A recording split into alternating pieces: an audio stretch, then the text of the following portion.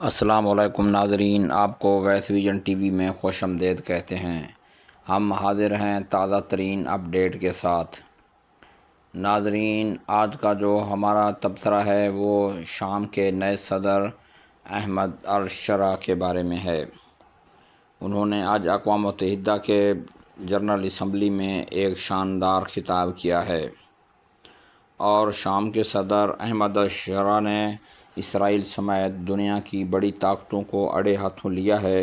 ان کا کہنا ہے کہ شام کی کہانی محض ایک ملک کی بقا کی جد و جہد نہیں بلکہ حق و باطل کی جنگ کا ایک تاریخی سبق ہے۔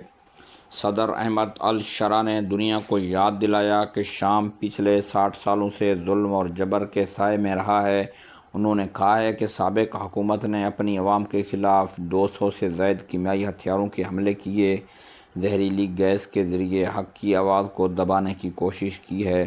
یہاں ناظرین کو یہ بھی یاد رکھنا چاہیے کہ شام کی خانہ جنگی میں لاکھوں لوگ مارے گئے، لاکھوں بے گھر ہوئے، لاکھوں آج بھی پناہ گزین کیمپوں میں زندگی گزار رہے ہیں۔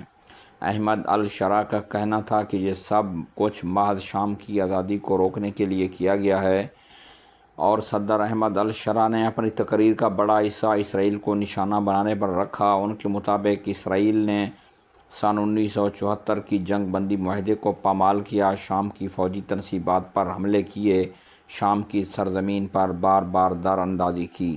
انہوں نے کہا ہے کہ اسرائیل نے 1000 سے زائد فضائی حملے، 400 زمینی کارروائیاں کیں۔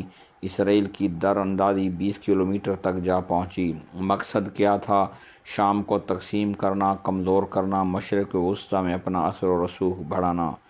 یہ بات کوئی نئی نہیں ہے۔ ہم نے دیکھا ہے کہ اسرائیل ہمیشہ سے یہی چاہتا ہے کہ عرب دنیا تقسیم رہے تاکہ فلسطین کا مسئلہ دب جائے، اسرائیل کا تسلط قائم رہے۔ احمد الشرا نے اپنی تقریر میں خاص طور پر عرب اور اسلامی دنیا کا شکریہ ادا کیا۔ ان کا کہنا تھا کہ غزہ کی حمایت اور جنگ بندی کے مطالبے پر شام اس ملک کے ساتھ کھڑا ہے جو فلسطینی عوام کی حمایت کرتا ہے۔ یہاں یہ بات اہم ہے کہ حالیہ برسوں میں شام کو عرب لیگ میں دوبارہ جگہ ملی ہے۔ سعودی عرب، ایران، قطر، ترکیہ جیسے ممالک شام کو سیاسی طور پر سہارا دینے کی کوشش کر رہے ہیں۔ یہ اتحاد اسرائیل اور اس کے مغربی اتحادیوں کے لیے بڑا چیلنج ہے۔ صدر الشرا نے خبردار کیا ہے، اگر شام کو تقسیم کرنے کی کوشش کی گئی تو اس کے اثرات صرف شام تک محدود نہیں رہیں گے بلکہ عراق اور ترکیہ میں اس کی آگ کی لپیٹ میں آ جائیں گے۔ یہ بات درست ہے کیونکہ شام، ترکیہ اور عراق کے درمیان سرحدی علاقے پہلے ہی دہشت گردی، غیر ملکی مداخلت سے متاثر ہیں۔ اگر شام مزید کمزور ہوا تو خطے میں ایک نئی جنگ چھڑ سکتی ہے جس کا نقصان پورے مشرق وسطیٰ تک کو ہوگا۔ ناظرین، شام کے صدر کی تقریر ایک پیغام ہے کہ حق کی جد و جہد آسان نہیں لیکن ناممکن بھی نہیں۔ اسرائیل اور اس کے اتحادی چاہے جتنا بھی دباؤ ڈالیں، عرب دنیا میں مزاحمت اب بھی زندہ ہے۔ اب سوال یہ ہے کہ عرب اور اسلامی ممالک عملی طور پر شام اور فلسطین کے ساتھ کھڑے ہوں گے یا صرف بیانات اور تقریروں تک اپنی حمایت محدود رکھیں گے؟ یہ سوال اس وقت دنیا کی ہر باشعور افراد کے ذہن میں گونج رہا ہے۔